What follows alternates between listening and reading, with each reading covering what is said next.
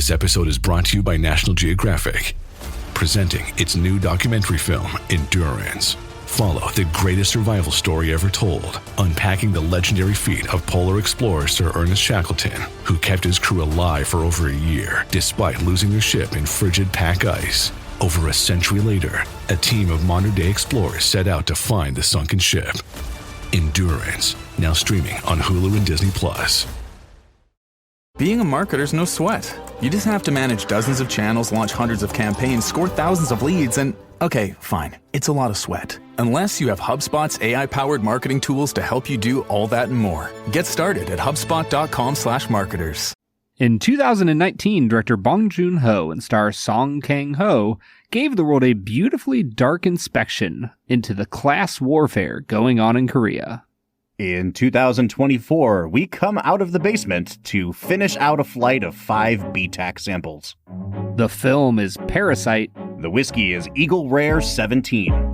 And we'll review them both. This is the Film and Whiskey Podcast.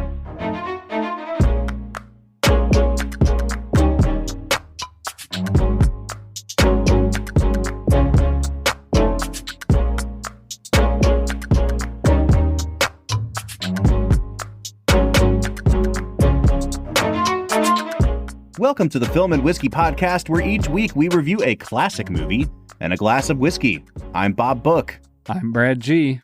And this week we are jumping back into things, Brad. We took a couple weeks off from recording, shaking off the rust a bit as we revisit for its 5th year anniversary, the 2019 Academy Award-winning film, Parasite.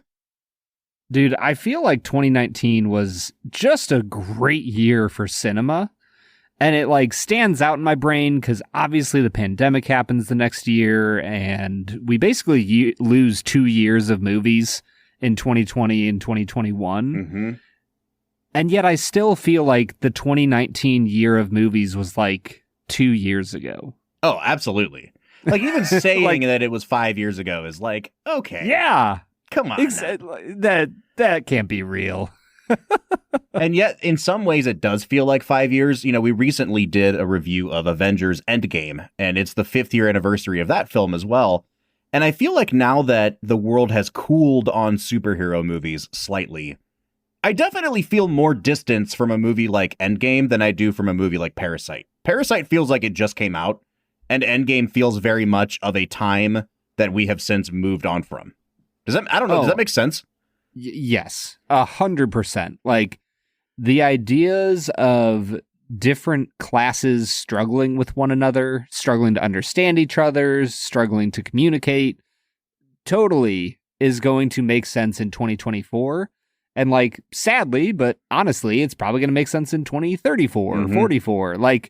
It's taps into something that hits on the human experience. Whereas superheroes are literally not the human experience. And that, folks, is the hard-hitting analysis that you come to us for. So if this is your first time joining us, welcome to Film and Whiskey. We watch movies and we drink whiskey. It's a pretty self-explanatory podcast. This season, what we're doing is we're looking at films from the last 20 years, and we're asking the question, does this film deserve to be considered a modern classic? Now, how did we settle on the films we're reviewing this season? They have to be part of IMDb or Letterboxd's top 250. They have to have grossed $100 million in the US or been nominated for Best Picture. I am pretty sure Parasite did all of them except gross 100 mil, and that's pretty darn impressive, Brad. I mean, who knows why this didn't gross 100 mil in the US, Bob? I know. Famously, Brad, if there's anything Americans are known for, it is their receptivity to other cultures and languages, willingness to engage in art from beyond our own boundaries. So, I mean, just the fact that the average American knows 3.27 languages. Yeah. It makes it's flabbergasting to me that this didn't make 100 million. Okay, let's kind of start there, even before we get into anything else. So this is one of the few films we've done on the show that is a foreign language film. We had a run there for a little bit with Kurosawa, but aside from that, there's only been a handful. And so we're jumping into, I guess, one of the more recent examples of an international film that really made a splash in the US. This was the first film ever in a non-English language to win Best Picture. And I guess, Brad, what I'd like to ask you is, when you think about this movie winning Best Picture, obviously through award season, people like latch onto certain narratives, and movies that seemed to have no shot at the beginning, they just become kind of like a heartwarming story, and so people start voting for it. I'm thinking about... Go ahead. Sorry. Just like the storyline of Parasite. Well, I'm thinking about, Everything Everywhere All at Once really captured people's hearts a couple of years ago. The year prior to that, that little movie Coda just kind of went on a run there. When you think about this movie winning Oscars, why do you think it captured the hearts of Oscar voters? Does it have anything to do with the Academy makeup kind of being sent topsy-turvy over the last decade? Is it just younger and a more diverse body of voters now? Like, why do you think this became the first foreign language film to win Best Picture?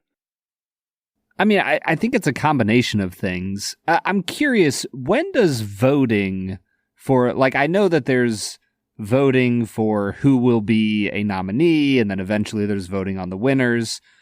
Like, when does the voting happen? Does it happen before the awards season, or can the winning of other awards kind of influence what happens at the Academy? Both and. So there's like a document that the Academy puts out at the end of every year that is just a list of every film that's eligible for awards. So you have like your pool of 400 movies or whatever. A lot of categories, especially if they're like smaller and guild based, they'll have a short list. Like, hey, the guild put forth these 15 movies, and that's your pool to choose the nominees from now. It doesn't work like that. What would be like a guild like that would do that? I think like original score or cinematography. Don't quote me on those, but like that level of award is kind of what you would see there. It doesn't work that way with Best Picture, but voting happens for the nominations in early January, so you want to kind of get your foot in the door. And then once you lock in that Best Picture nomination, it's like off to the races. And then awards you pick up along the way absolutely fuel that campaign. Okay. Yeah, so I would say Parasite probably benefited from a lot of that. As it became more well seen by the Oscar body, I would imagine that helped. Honestly, Bob, I think the reason this became the first foreign language film to win Best Picture is because it feels absolutely accessible to an American audience. Mm-hmm. Like, there's moments throughout this film, this was my second time watching it, where I found myself recognizing, like, they're saying something here that isn't totally translating through the subtitles, and I'm curious what the deeper meaning is, right? Like there's moments throughout any foreign language film where that will be true, but those moments were few and far between. And there was so much of this movie that felt familiar to an American audience, from the cinematography to the lighting to the horror elements of the movie. The musical choices did not feel in any way strange. Like it's a lot of classical music. I just think that the way this movie was made, especially being from a director who gave us something like Snowpiercer, which is an American film, right? Mm-hmm. I think he just knew the right buttons to push to hit the Korean audiences as well as the American audience. 100%. Couldn't have said it better myself. And I think on that note, it's time for us to get into our first segment of the day, which we call Brad Explains. Brad's gonna give us the movie plot with only 60 seconds ticking on the clock. So let's go ahead and hear your take with this little segment that we call Brad Explains. Brad Explains is the part of the show where Brad breaks down the plot of the film that he has just seen, often for the first time. Brad, this is at least your second time seeing Parasite, because I know that you went out and bought it on a Criterion Barnes & Noble sale after seeing it the first time, right? I sure did. So is this watch number 2 or more than that? This is watch number 2. I hadn't watched it after buying it, partially because I knew that we would get to it eventually on the podcast. So yeah, I waited, and I am glad that I did, because this is a great movie, Bob. Brad, I'm excited to dive into this one. I have a feeling that you and I are going to diverge on a couple things today, but I also want you to help me parse out why I feel the way I do. So before we get into all that, it's time for you to spoil this movie. Folks, if you have not seen Parasite, man, even Brad telling you what happens in the movie does not do justice. You got to just go watch it, experience whatever the hell this is, and then come back and listen to the rest of the episode. Brad, you have 60 seconds on the clock, and go. Parasite is a film about a poor family. I believe their last name is Kim. Mm-hmm. They are trying to figure out how to survive in a very stratified world of Korea when one of the son's friends from college comes back into his life and tells him that he's studying abroad and that he would like for him to take over as a tutor for a high school student of a wealthy family known as the Park family. Once he becomes the tutor, the Kim family slowly takes over all of the household positions of driver, tutor to the son in the family, and housemaid. And they discover lots of secrets along the way, and it gets crazy, Bob. It gets very crazy. I don't know if I want to say any more than that. It gets pretty freaking wild. It does get wild. We will obviously, just in talking about the film, spoil everything that happens, but there are some very specific turns that this movie takes. And I think that's kind of where I want to frame our conversation today, Brad, because I went to see this movie in the theater during awards season.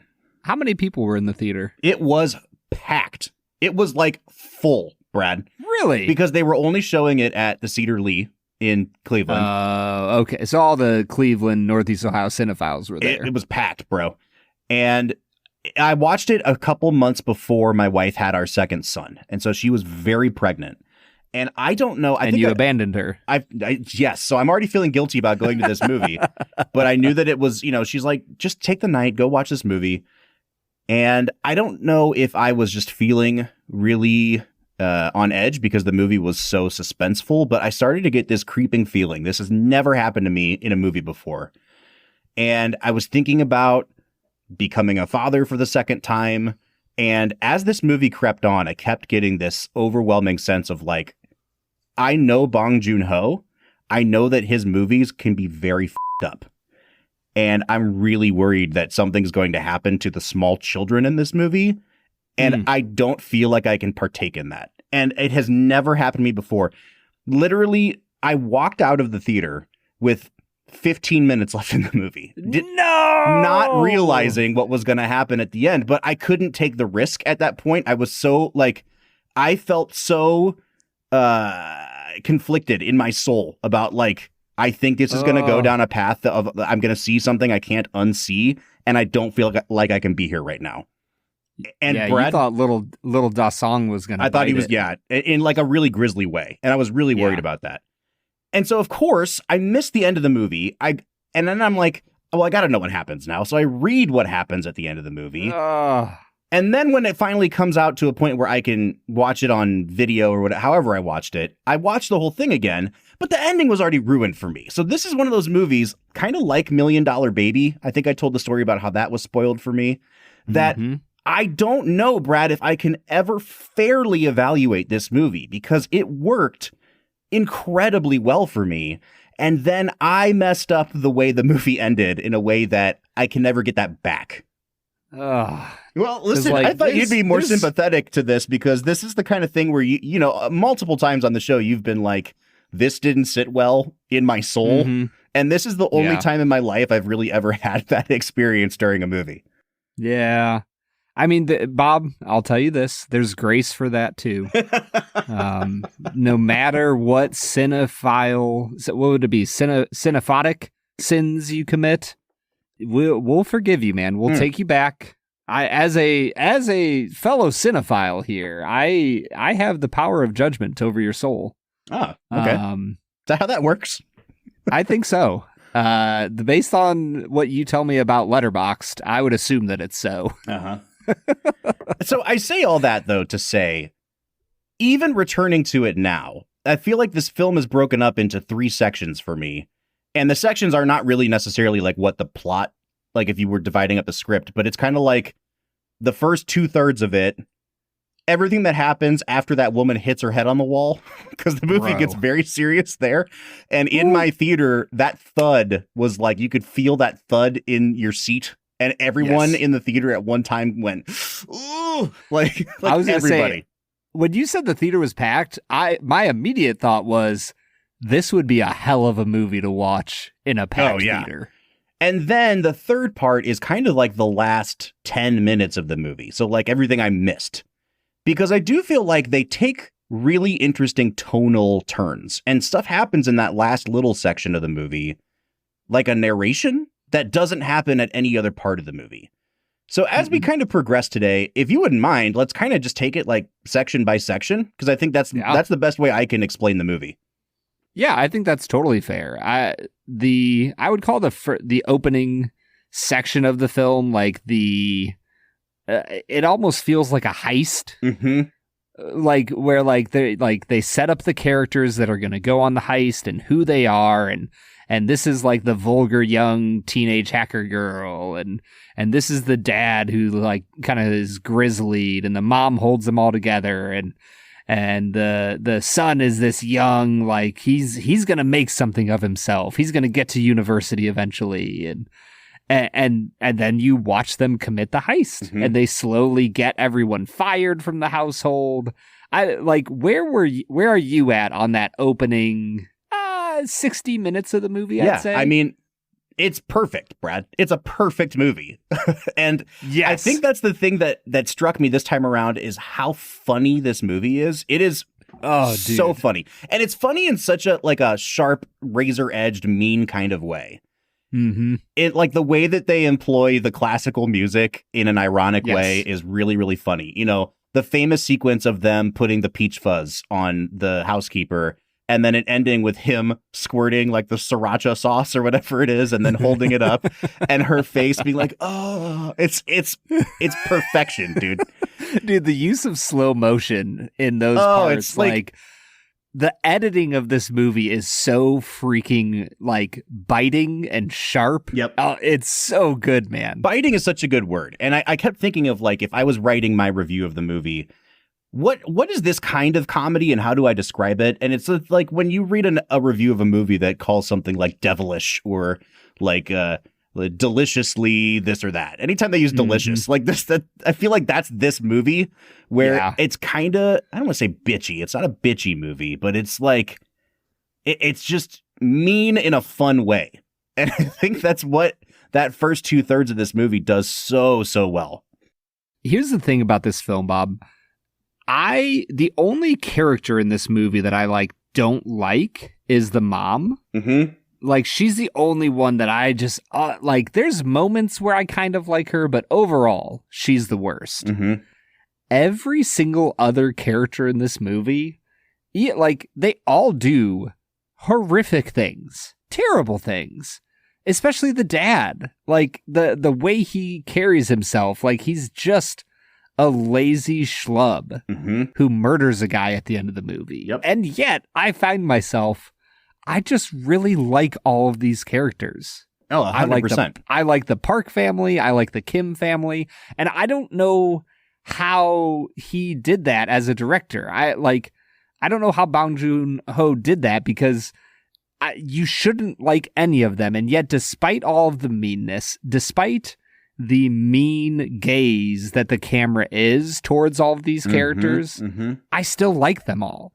Yeah, I love that you're talking about the mean gaze because it doesn't feel judgmental as much as it feels like really it's trying to catch them all at their worst. Yes, bitingly and observational. Like it is just like an impartial observer on the worst of human tendencies. And you are rooting for the Kim family for so much of this movie because like they are the conduit for the audience. Like they're trying to break into this world and you think it's funny as they do it and as they deceive these dumb rich people. And as the movie goes on, like it takes so many twists and turns that you start saying like, actually, they're the worst people in the world. And then something happens where you're like, no, the Parks are the worst people in the world. Like, how could you behave like that? That's absolutely atrocious. And then, we find a random third family, and it's like, I don't even know what to think of these people. But I'm really glad that you liked that first 2/3. And to your point, I think it's a combination of Bong Joon-ho being an incredible director, because you have to maintain a very specific tone to make this movie work. Mm-hmm. And he's able to get that tone out of every one of his actors. But then it's also a combination of that and how well constructed this script is. Like, everything has a payoff. Everything works like clockwork. I saw this movie compared to Hitchcock a lot. And I actually think, I'll get into this later, I think there's another filmmaker that this is more like. But it is Hitchcockian in that it, A, makes you root for terrible people and become complicit in the narrative. But B, everything fits together with so much kind of like wicked clockwork precision that it does remind you of Hitchcock in that way. Yeah, there's something about this film where you feel like an outsider getting sucked into the drama of a family trying to make it in the world, and you can't quite decide if you want to be like their college friend who kind of sets them on this adventure and like seems to treat them like this like nice little family that he's fond of, or if you want to look at them like the old housemaid. Once she figures out who they are, the way she treats them is freaking brutal. And like, as the audience, you kind of vacillate between those two extreme positions throughout the whole film. Mm-hmm. All right, let's dive into the second part of the movie. And then I think it'll be time for us to kind of take a break. So the second part of the movie happens when the Kim family is all just hanging out at this big mansion because the Parks are out of town.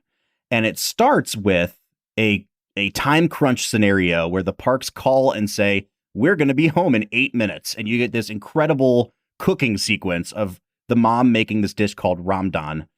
And then it ends with them basically discovering that the former housekeeper has been keeping her husband in the secret basement of this house. And they've been essentially living there for free, mooching off of the Parks for years and years. And that when this housekeeper was fired, like, her husband's been down there by himself for weeks. It is this incredibly weird, absurd, and then very creepy discovery as these two families then basically get into hand-to-hand combat to keep their own secrets from being spilled to the Park family.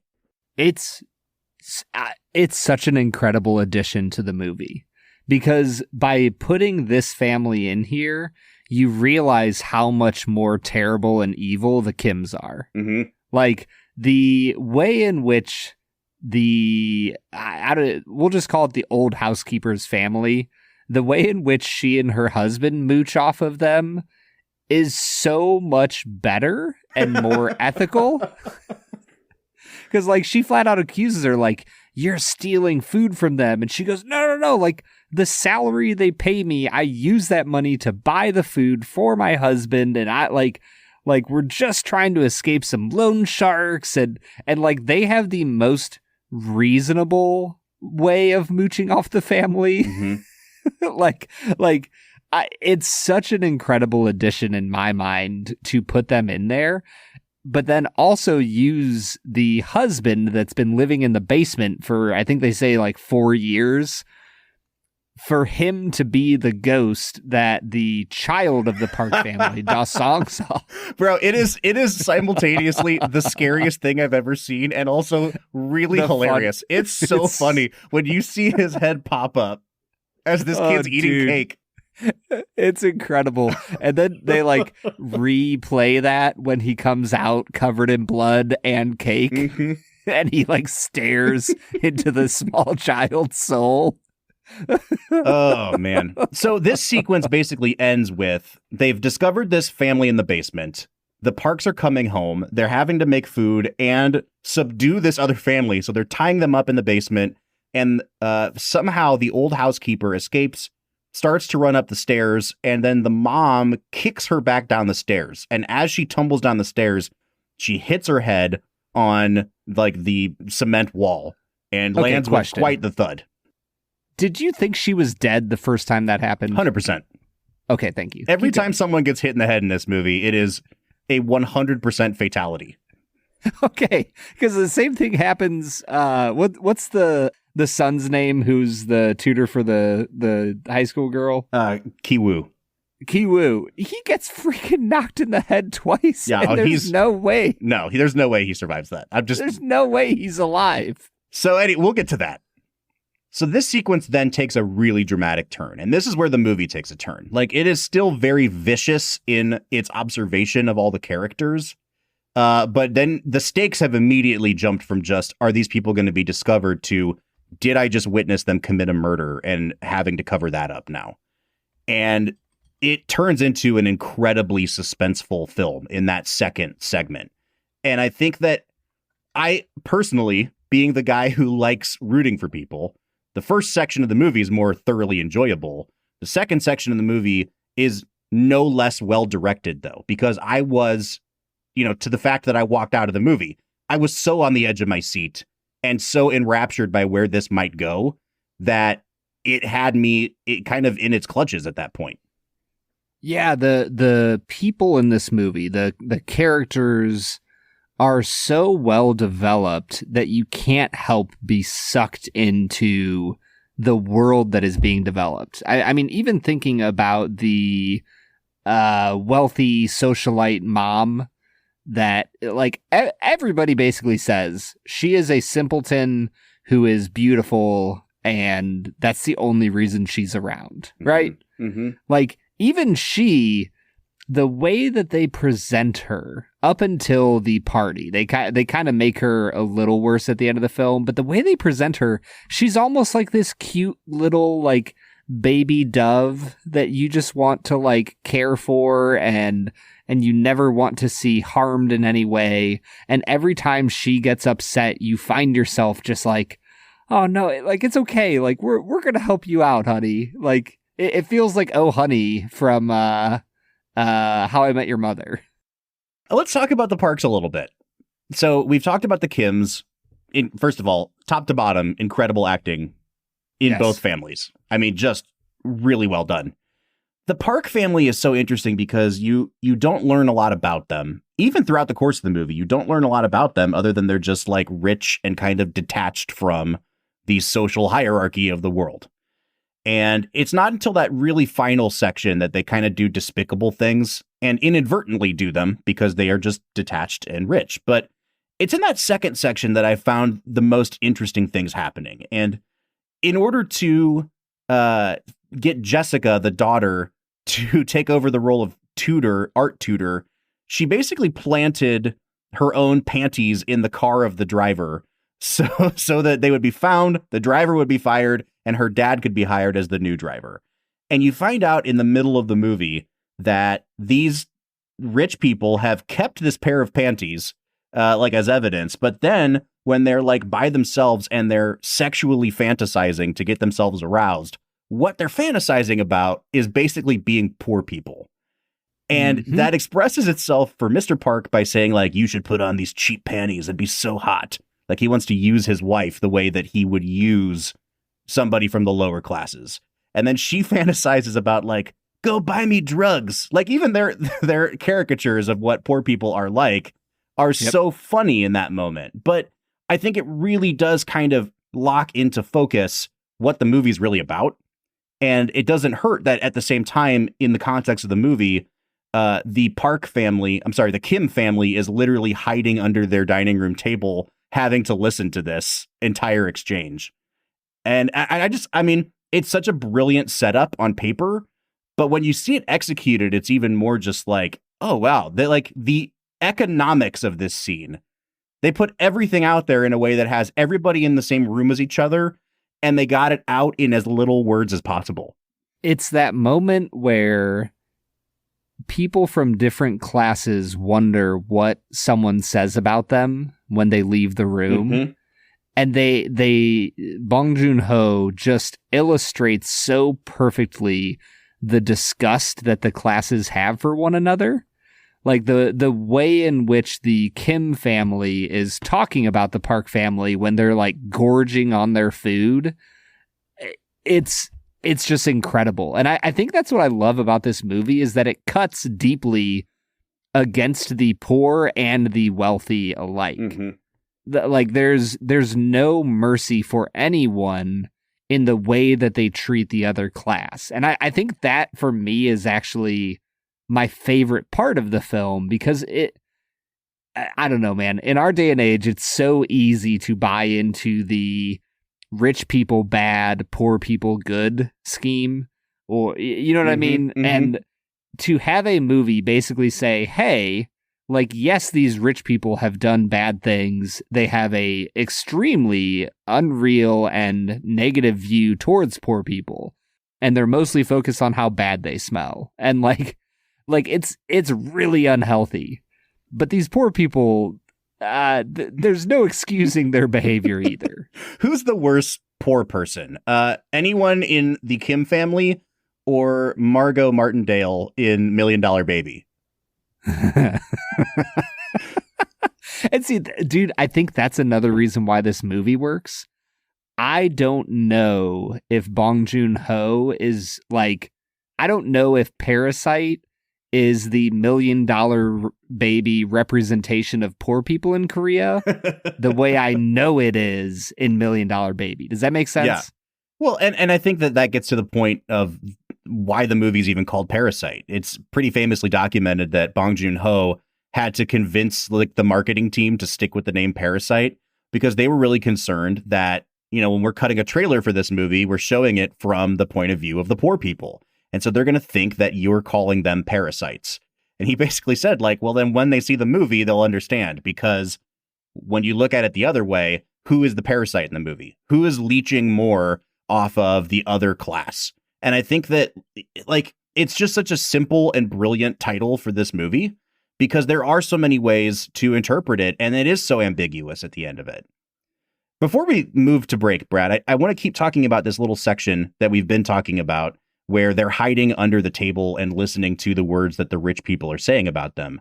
Because it's one of the few times in the movie, too, where there is a complete drop of the irony and the sarcasm and the winking and the biting humor.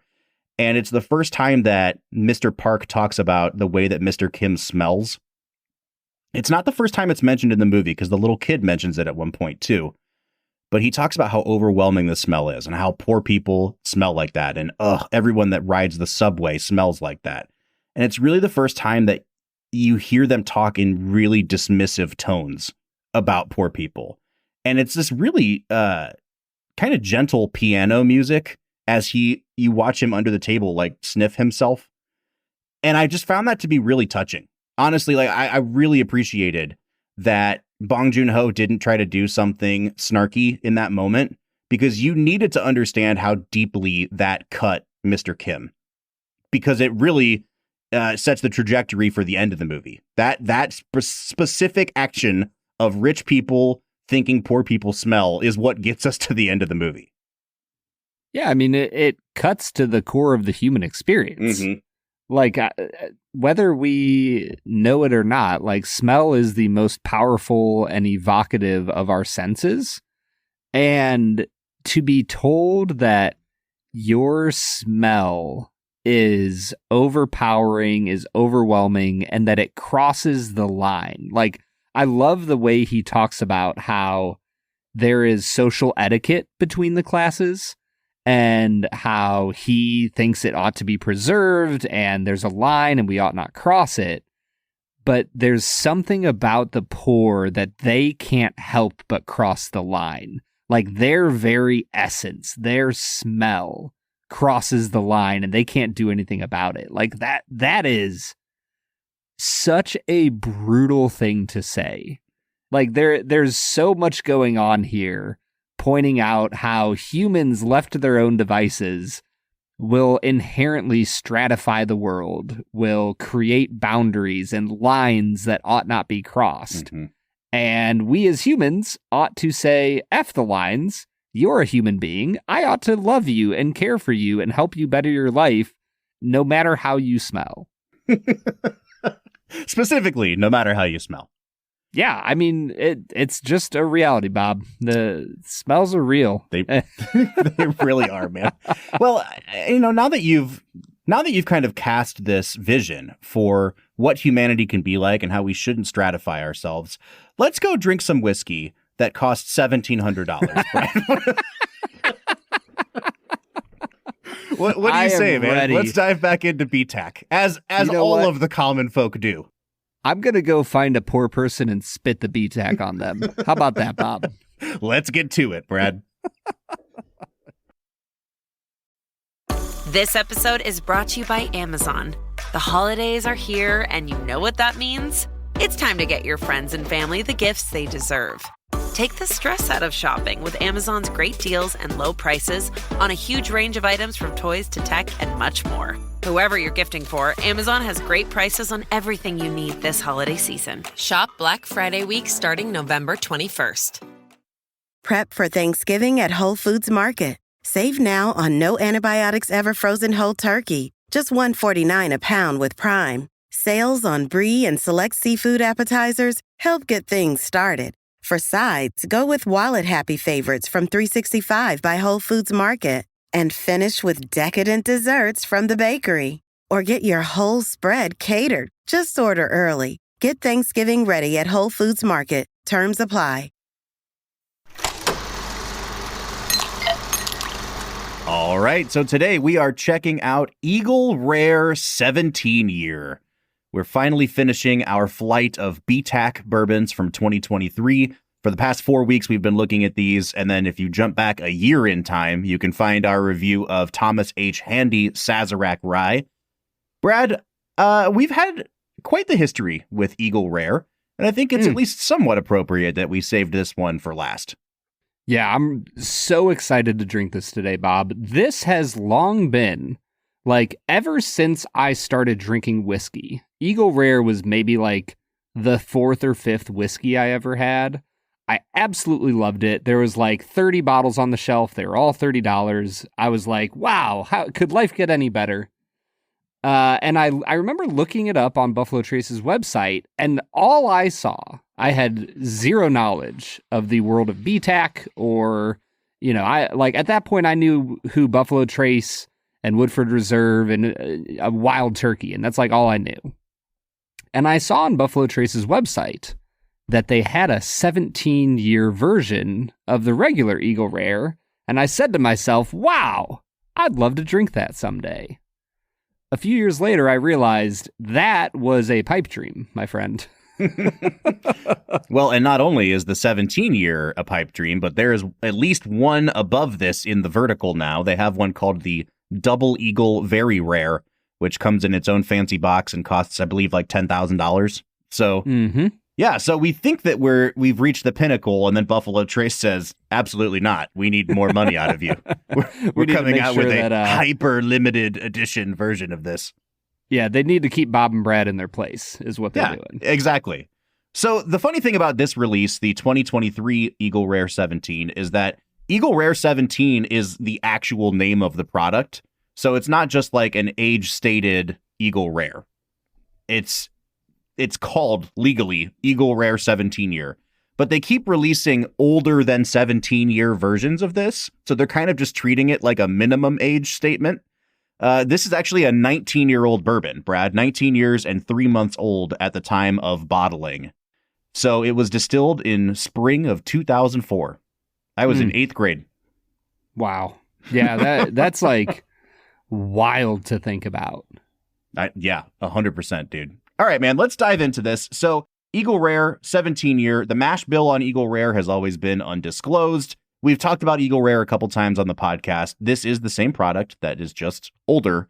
Brad, let's do it, man. What are you picking up on the nose? This has some beautiful complexity on the nose, mostly hovering in the rich sweetness categories. I got some buttercream, there's brown sugar, caramel, vanilla. It's got a really nice bubblegum thing going on. And then the longer I sat with it, the more I got really beautiful maraschino cherries. I was a huge fan of this nose. It's got all sorts of richness. There's a little bit of the oakiness, a little bit of pepper coming through. For me, this is a 9.5 out of 10 nose.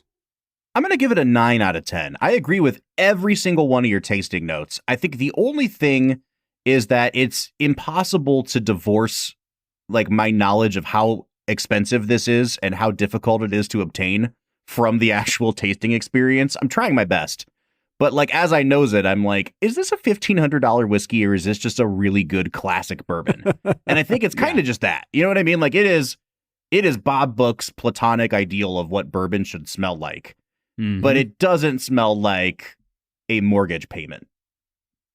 Do you know what I'm saying? Like, I don't know, man. I might foreclose on my house for this. Oh, all right. Well, you do you, man. I like being housed. So it's just going to be a 9 out of 10 for me. And then we're getting around to the taste here, Brad. I'm actually tasting it live. You've already tried it. So while I give it a sip, why don't you give us your notes? This is a cacophony of beauty and wonder. There's bubblegum really prominently for me. It has really nice almond flavors. The vanilla is like a really fresh vanilla bean. It's oaky, it's caramely. It almost turns into like a caramel fudge combo that I really like.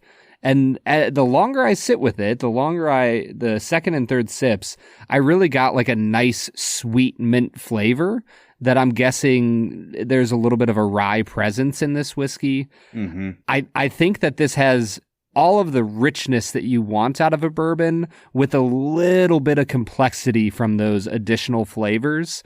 I'm not at a 10 out of 10, but very close. I'm going to stick at a 9.5 here for the palate. Yeah, this is definitely not nearly as sweet on the palate as it led on the nose. Tons of mint notes here. I think you're right. This really leans black pepper heavy. I actually had to take 2 sips of it to get a really good sense of what kind of whiskey this is. I think the oak really does take over on the front of the palate. And it's not until you like really go to swallow it that some of that sweetness creeps in. And it does remind me a little bit of like a vanilla buttercream. It has that like super rich, decadent sweetness to it, but kind of at the very back end. I like it. I think it has that viscosity that you noticed in the George T. Stagg that I didn't get, which is really funny because this is a much, much lower proof whiskey than that George T. Stagg was. I like this. It's not knocking my socks off. I'm going to give it an 8 out of 10. The finish, you get fresh leather. There's almost a bit of like a cedar flavor to me. It brings around the cherries that I got on the nose. There's black pepper. It continues to stick in that vanilla lane. I, once again, really, really, really like this whiskey. I'm going to give it a 9 out of 10 on the finish. I think that your tasting notes have been absolutely on point today. I don't know. I feel like I'm not bringing anything to the table today because I don't really have much more to offer than you do. I guess what I'm going to say, even before I give a score here, Brad, is like, you've now tried Eagle Rare at 17 years old, technically 19 years old. The Eagle Rare that you and I used to drink was at one point age stated at 10 years old. So we've tried it at multiple different age points now. Is 17/19 the right age statement for this? Or has this tipped into something that is, I don't want to say beyond repair, but like, do you know what I'm saying? Like, have we reached the point of no return with the oakiness here? I don't think it's over oaked. I think that there is some oakiness to it. It gets a little bit funky throughout the experience, but never in a way that's overwhelming. I actually think, I'll tip into my balance score here. I actually think that for the hyper-aged bourbon products and rye that we get on BTAC, I think this is incredibly well balanced. There's a lot of good flavors. The oakiness isn't overwhelming. I think that it could be a little bit higher in proof point and bring out some more flavor. So that's going to dock it a little bit for me, but I'm going to give it a 9 out of 10 on balance. I do think that the finish is the best part of this experience. It really does kind of roll back up your tongue with those caramel notes, tons of brown sugar. I do get that pink bubblegum kind of dustiness a little bit as well. I'm going to give it a 9 out of 10 on the finish. I'm going to give it an 8.5 on the balance. So even before we get to the value score, I'm at a 34.5 out of 40. A really good whiskey that we now have to consider the price for. Now, again, this product used to be released at 90 proof. Back in 2018, they upped that to 101 proof. So this is not as low in proof as that Sazerac that we tried a couple weeks ago, Brad. However, it is right there with the Sazerac and probably even above that in terms of how much it costs. I'm seeing it all over the place online for $1,700, $1,500. This is really firmly in that luxury bourbon category. Mm-hmm. I will say that this ranks a little bit lower among the 5 BTACs for me that we've had in this lineup. And I would not ever be tempted to spend 4 figures on this whiskey. That said, that's not really what we're asking here. We're asking, like, does this justify being a luxury bourbon? And I'd like to hear what you think on that front. I mean, looking back at the other releases that we've drank, the only one that I have given a good score on value is the George T. Stag. And I definitely stand by that. I think it's incredible. I think that in the world of luxury whiskey, this one comes pretty close to being worth the tag of luxury. I would give it an 8.5 on value. If you're going to drop big money on a BTAC whiskey, I think that between this and the George T. Stag, you're going to spend your money well. Mm-hmm. Yeah, I'm trying to remember. We tried that Thomas H. Handy literally a year ago. Yeah. We did say that it wasn't as good as the prior time that we had it, which I think was the 2018 or 2019 release. Mm-hmm. If I had to just rank these off the top of my head by gut feeling, I think I would go Weller. Weller was fantastic for me. Then the Stag. And then I'd probably say the Handy, the Eagle Rare, and then the Sazerac Rye. That would be my 5. So this, like I said, I'm a little cooler on this one, man.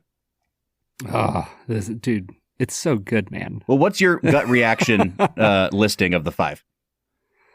I think I would probably go the Stag, the Eagle Rare. Oh. Dude, this Eagle Rare is so good. It's okay. It's pretty good. The Handy, and I don't know. The last 2 I think are interchangeable. Wow, I didn't realize you were that cool on the Weller. Okay, so Brad and I have very different palates, and I think that's what you get here when you're looking at BTAC. The Stag is definitely the consensus choice, I would say, even though it was a huge step below Weller for me in particular. We still haven't given it a value score. I think I will stick at my baseline score of 5 out of 10 for all these. The only one that I felt like truly wasn't justified was that Sazerac Rye, which I gave a 3 to on value. So if you're in the market for this, you're going to buy it no matter what I say is the value of it. So I think that's where I kind of just say, all right, then it's a 5. And that brings me to a 39.5 out of 50. I am coming in decently higher than you at a 45.5 out of 50. So you have surpassed the 90 out of 100 mark. That's right. I'm at a 91 out of 100. Dang. All right, that's taking us to a 42.5 out of 50, or an 85 out of 100 on average. This is a darn good whiskey. Like I said, I think it's in that bottom tier of the 5 for me, but it might be among Brad's favorites. Yeah, 100%. I think that Eagle Rare at any level is going to be worth it. Now, the Double Eagle Very Rare, I can't speak to.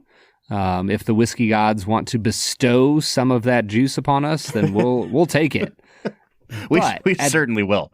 At this point, I would say Eagle Rare continues to be one of my favorite brands in the world of whiskey. Yeah, and that's how I am with Weller. It's like I get really mad at Weller, and then every time I try a Weller product, I'm like, damn it. Come crawling right back. Yeah, it's like, it is justified, man.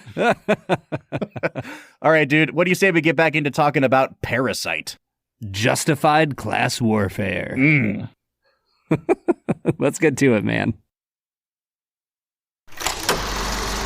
All right, everybody, that was Eagle Rare 17, a 19-year-old whiskey that knocked my socks off at the very least.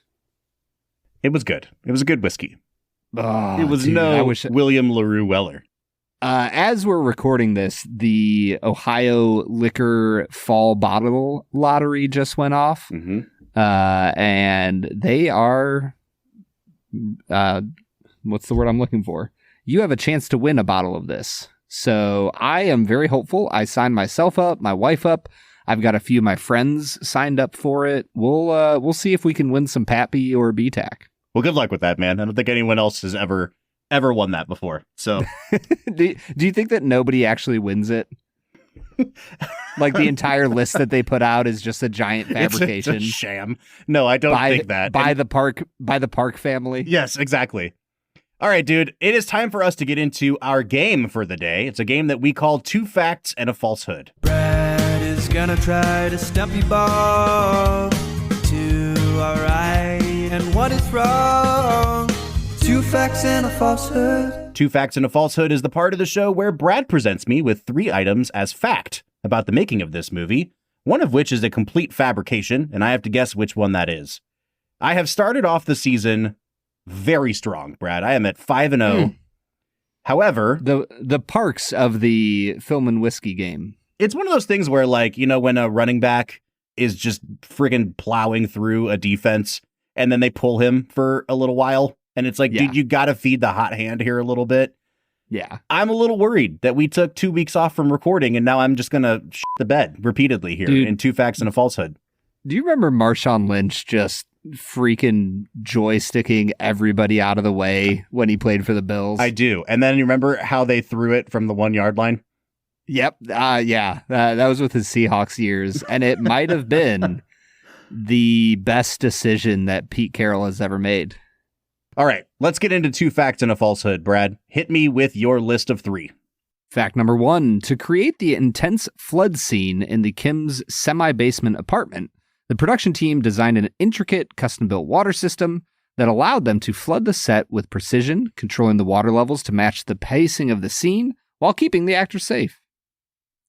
Fact number 2, Ki-woo's job as an at-home tutor was specifically chosen by director Bong Joon-ho after he had observed that, in contemporary South Korea, private tutoring is one of the very few professions where individuals from vastly different social classes can realistically interact.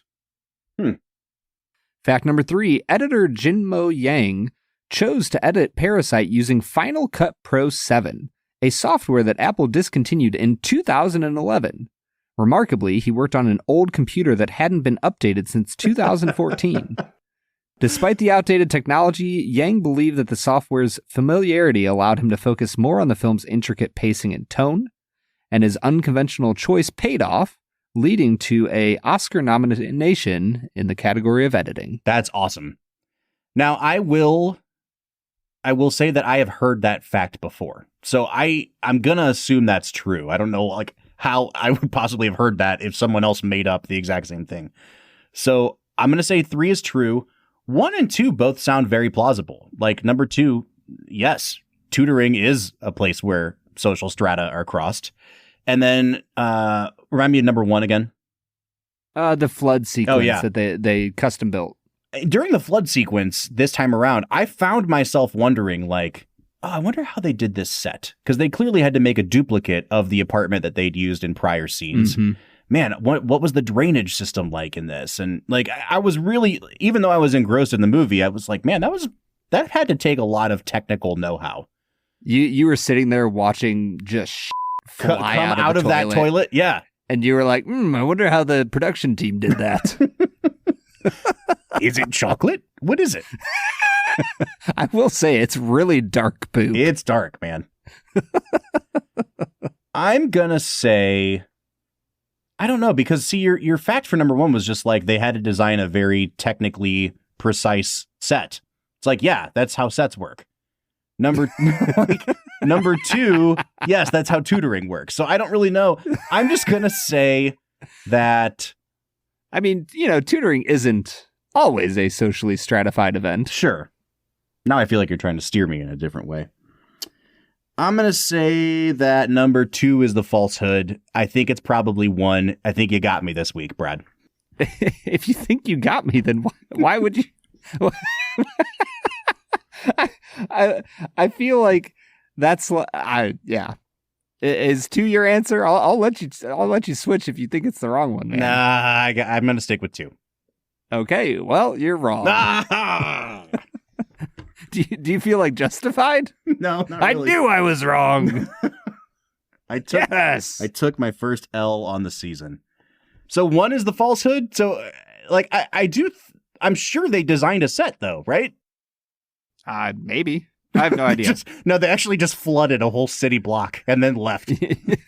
They said, deal with it, poor people. Suck it. I feel like 1 is actually true, but you just didn't find it in your research, so you're saying you made it up. I did make it up. That did happen. All right, man, let's get back into talking about the movie. And since we've been hinting at poop coming out of a toilet, let's get into this kind of third act. So the second act ends as they escape the house after they've been hiding under the table. It's raining really hard. They get back to their what's it called? Subterranean apartment. Life as rat people. And it is flooded up to their necks in sewage water. And it is just the final kind of, pardon the pun, because it's going to come back later. It's kind of the final twist of the knife in terms of like, man, these people cannot catch a break, and they are living in a hell of their own making, partially. The shot of the daughter smoking a cigarette on there. First off, the fact that they have a toilet that you literally have to like climb your up to. Head will hit the ceiling because you're climbing up to it is wild. I mean, again, talk about visual metaphors. Like, they live lower than the level at which you take a shit. Oh, and like, do you know what I mean? Yes. I loved that the transportation from the Park house to the Kim house is just this constant descent into like hell, basically. Yep. So this is where I want to say the movie or the filmmaker that Bong Joon-ho in this film reminds me of the most is David Fincher. And it's because of how precise the use of the camera is. Like, if you watch a movie like The Social Network, and how even though that movie will have like really fast whip pans, everything is either like pre-programmed by a computer, or it is like so precise that you can tell it's made by a madman in Fincher. And I feel like this movie is exactly like that. In that first 2/3, the camera's constantly moving. There's a lot of montage. In that second third, you get that great kind of like Ki-woo goes and hides under the bed of the girl that he's tutoring. And then there's this great shot from the ceiling where the dog is like crouched under the bed and finds him, and it like pans over to kind of reveal the dog. And I'm like, oh, that's a Fincher shot right there. Also, side note, she gets upset and leaves him safely under the bed because she finds out that whatever meal the mom had made got eaten. That looked freaking delicious. It did. I want that. Ramadan? Yeah. Dude, it looked I very want some good. of that. And the moment that really like solidified it for me is as they've gone down this descent into hell, right as they're kind of arriving at the base of this set of stairs, you get this shot that starts, it's basically a crane shot, and it just lowers itself as they kind of descend these stairs. And it's lowering through this kind of twisted web of electrical lines. And it's my favorite one of all of the visual metaphors in the whole movie, because they have really weaved this web of deceit throughout the film. And you're just like, now you're watching as they have to like navigate this web that they've built for themselves. And I'm like, just primo. It's just such a good shot, dude. It's incredible. And I think the thing for me the second time through this movie, you mentioned earlier how every setup has a payoff, and like every single moment of this movie feels like a metaphor, which the son, Ki-woo, like says multiple times throughout the movie. He's like, whoa, this is so metaphorical, bro. But he never says what it's a metaphor for. No, not a single time. And I think I think this movie teeters on the edge of being ridiculous and like in a bad way, ridiculous, where it's like every single thing is knocking you over the head as multiple characters get knocked over the head in this movie. And it's like, do you get it? They're poor. And that, like, for me, this time through, it did not teeter off the edge into ridiculousness, but it comes close throughout the entire movie. And it is moments like that where it's like, an incredible, beautiful shot that points out the tangled web that they have woven. And it's because the director is freaking awesome that I don't mind him hitting us over the head with that. Mm-hmm. And I think in the hands of a lesser director, this would just be another absolutely never heard of in America foreign film. Let's talk about the end of the movie, or the third section, quote unquote. Now, I've already said, I don't know if I can evaluate this kind of on its own merits because I had to watch it in a vacuum. Like, I knowing what happened, I had to then go back and watch the movie and say like, oh, how do I feel about this now? So I'll never be able to experience it for the first time going in blind. Ugh, with a packed theater. That said, I do think that the birthday party and everything that comes after it is actually the weakest part of the film. And I say that because they have left you in so much suspense throughout the film. And now you've seen the Kims at their absolute lowest. And you're expecting this big operatic outburst of violence at the end of the film. And what it really turns into is a much simpler kind of domestic, not incoherent, but inexplainable outburst of violence that looks like it would belong more on like a TV drama. And I'm not saying like that it looks bad visually, but I think I was like, oh man, this is really going to come to a head. And it does. But I was like, oh, okay. Do you know what I mean? Especially after watching the peach montage and then that incredibly convoluted juggling of the Ramadan sequence. The end of the movie felt a little bit like, okay, this was a good sequence, but it's like at best the third best sequence in this movie. I think that there are a few moments in the final sequence that don't quite work. Like when the dad of the Park family is going to get the keys and he like holds his nose. Oh, yeah. Like that is the only part of this film that felt fake to me. Like every other element of this film felt honest to the human experience of like, this is something that could be done by real humans. That was the only moment for me where I'm like, oh yeah, no, like nobody would turn their nose up as they're trying to get the thing that will save their son, or at least in their mind and their heart, it's the thing that will save their son. Mm-hmm. So like that's a little thing that kind of turned me off at the end of the movie. Overall, though, like I love the end of this movie. I think that the conversation that Mr. Kim and Mr. Park have behind the bushes as so they're preparing to where he's basically just saying like, oh, you're just like me. Like you're just trying to do your best too. And Mr. Park completely misinterprets it. And throughout the whole movie, he's been saying, Mr. Kim's never crossed the line with me. And you can tell in that moment that in his eyes, he crossed the line and he thinks it's all about money.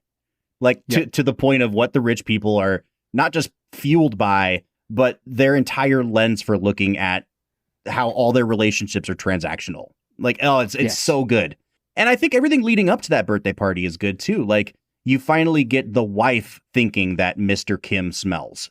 And it's such a mean joke because she's sitting in the back seat with her feet up on the passenger seat, like headrest with no shoes on. She has her feet literally in this guy's face. And then she's going to say, you smelled too bad to me. I need to roll the window down. Like it just, it continues to ratchet up that like, oh, this guy's going to explode thing. And they do such a good job of intercutting it with the escape of the former housekeeper's husband from the basement where he goes on a murderous rampage. Like I was really on board with it. And then I felt like, yes, you get this moment of kind of like chaos, but the denouement that happens after that, I'm like, okay, I feel like we could have ended this movie 10 minutes ago. And that's not to say any of it is bad. And it does a great job of underscoring all of the themes of the movie.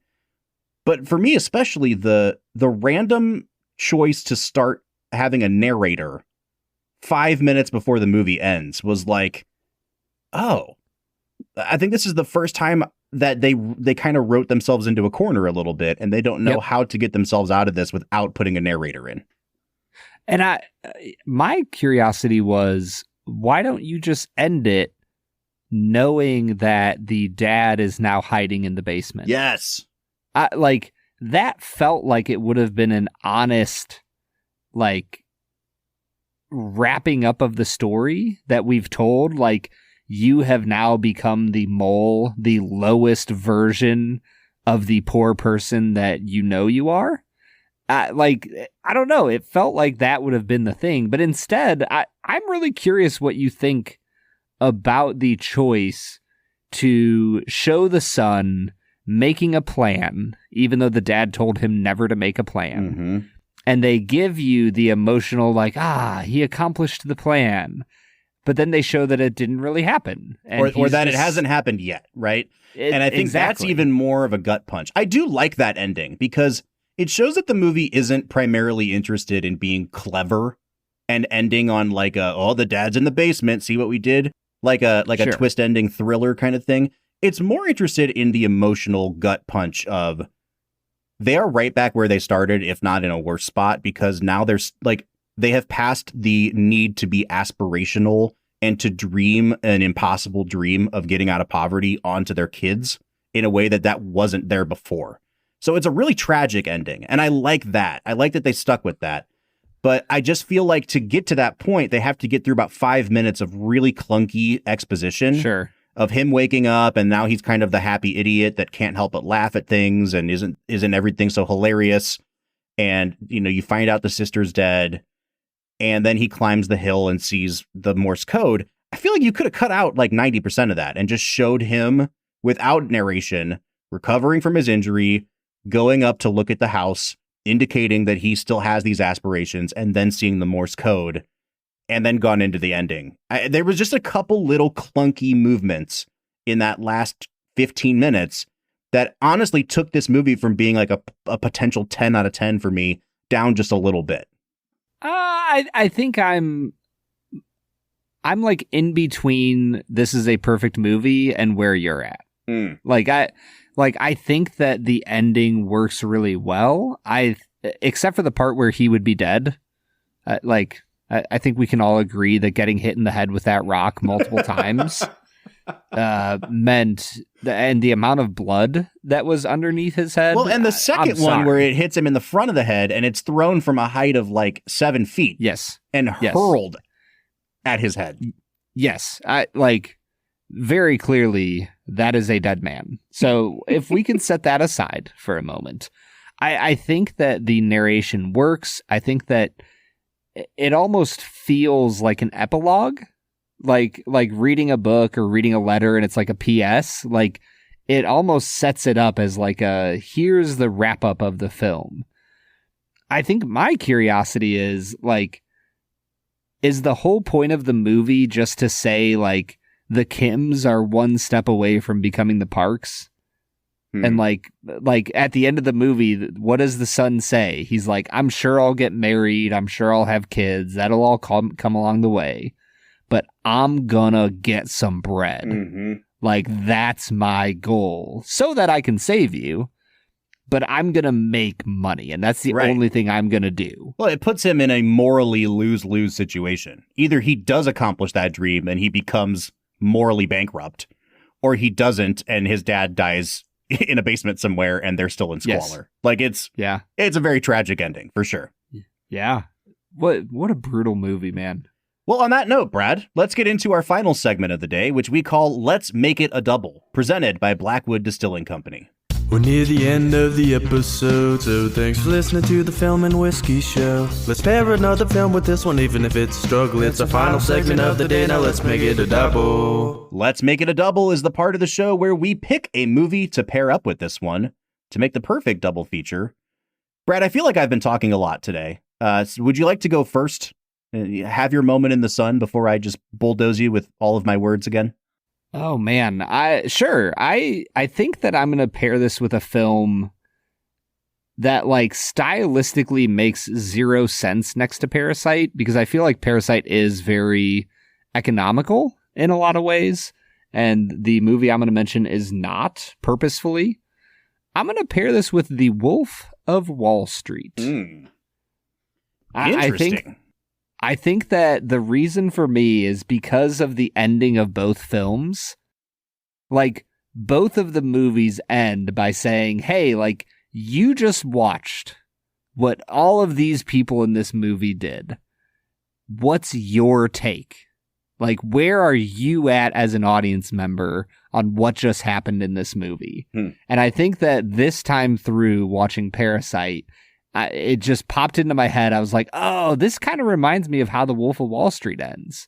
And, you know, obviously both of them are about classes and wealth versus poverty and what people will do to obtain wealth. And I think that there are similar enough themes, but the ending of the film where it like forces the question back on you, the viewer, you know, Parasite, like Ki-Woo looks directly into the camera through the fourth wall at you, the viewer. It feels like a very thematically similar ending to both films. Mm-hmm. Yeah, I'm kind of along similar lines. I'm going to pick a movie that came out in 2018, one of my favorite movies from the last 10 years, and it's a film called The Favorite. It stars Emma Stone and Olivia Colman. It's the one that Olivia Colman wins her Oscar for. It is just like this in that it is really biting, kind of vicious humor with ironic use of classical music. It's all about two would-be social climbers trying to get into the court of Queen Anne and win her favor. And it is, I mean, it's hilarious. It's brutal. And I could not be more entertained by that movie. And it raises the same kind of questions of films like Parasite and The Wolf of Wall Street. So it's The Favorite for me. It's Wolf of Wall Street for Brad. And that was Let's Make It a Double, presented by Blackwood Distilling Company. No matter which film you choose to pair it up with, you can always make it a double with Blackwood Distilling Co. Yeah, and if you are making it a cocktail double, Bob, I made their Rye Rita the other day, where dude. I already love margaritas. There was a Mexican restaurant near the house where I lived with Haley when we first got married, in the world famous Barberton, Ohio. Have you ever had El Jalapeño's $10? It's probably like $13 or $14 now, but they're like signature margarita. I have not. I assume it's incredible and large. It's beyond belief delicious because they use like actual fresh oranges and limes for everything. It's so good. I did all of that, but I made it with Blackwood rye. Dude, the toasted rye freaking works in this cocktail. The Rye Rita. I think you can find a recipe for it on their website. If not, just folks, make your preferred margarita mix and use Blackwood's toasted rye. And folks, if you want to try Blackwood for the first time, you can save 5% off of every bottle if you go to bourbonoutfitter.com/filmwhiskey. That's bourbonoutfitter/filmwhiskey. Use our code FILMWHISKEY with an E at checkout, and you will save 5% off of a bottle. Go to bourbonoutfitter.com and give Blackwood a try. Brad, it's time for us to give final scores on this movie. I'm going to be at a 9 out of 10 on this one. I really, really like this movie. I know I ruined it for myself, and I'm feeling like this movie is hitting the ceiling of where it can be, knowing that I ruined it for myself. But I do feel like that last 15 minutes is just a little bit clunky, and it took it from being a possible 10 down to a 9 for me. Yeah, this movie is not perfect, but man, it is so, so close for me. I'm going to give it a 9.5. I think I gave it like an 8.5 after the first time I watched it. But seeing it a second time through, you are right, Bob. The cinematography in this movie is just incredible. I don't know if I've ever seen a movie where the camera felt more impersonal and, like we said, biting, and yet allowed the characters to be so likable. I was just blown away by that this time through. It's a 9.5 for me. Now, the real question, Bob. Is this a modern classic? I think it's a modern classic kind of in spite of me, right? Like it is far and away, I think, the best loved movie of the last 10 years. Oppenheimer notwithstanding. Like it is in the top. It might be the number 1 movie on Letterboxd. Like it's really, really high up there. And it has like an average rating of 8 point whatever on IMDb. The general public, in addition to critics, love this movie. I think that I have finally joined their ranks in terms of not just deep appreciation for the movie, but actually enjoying it. I don't think I would have it on like my personal top 20 of this century or anything, but yes, I think it does deserve to be considered a modern classic. Where are you falling on this one, Brad? Yeah, I think this is a modern classic. The further along we get in this season and talk about the idea of a modern classic, I think for me, there's something about a movie that like advances the world of cinema that's like important and that it brings something new to the table while still appreciating everything that came before it. I think Parasite really does that well. I mean, you talked about it a minute ago. I think that Parasite and Oppenheimer are like, for me, at the top. We watched Whiplash too. Mm-hmm. Man. Yeah, I would say those three are like peak examples of what a modern classic should be. Yeah, and I mean, not to spoil too much, I think next week we might be getting into modern classic territory as well, but in a completely different genre and type of film. Because next week we are looking at Sam Mendes's James Bond masterpiece? ? Skyfall. Brad, have you seen Skyfall before? I have. There was a season where like every time a new Bond film came out, I had a small group of friends that we would just kind of go see it with the Daniel Craigs. So I saw it when it came out in theaters, and I have not seen it since. Well, you're about to see it again, man. Folks, that is it for Parasite. And we're teasing next week's movie, but before we get there, let us know what you think of this film. You can find us on all of our social media platforms, Facebook, Twitter, Instagram, YouTube, and TikTok at Film Whiskey. Or you can jump into the conversation on Discord. We are on there every single day talking movies, whiskey, and so many other things. If you'd like to join the conversation, there's a link to our Discord at the end of every single one of our show notes. Join us next week for 2012's Skyfall. But until then, I'm Bob Book. I'm Brad G. And we'll see you next time.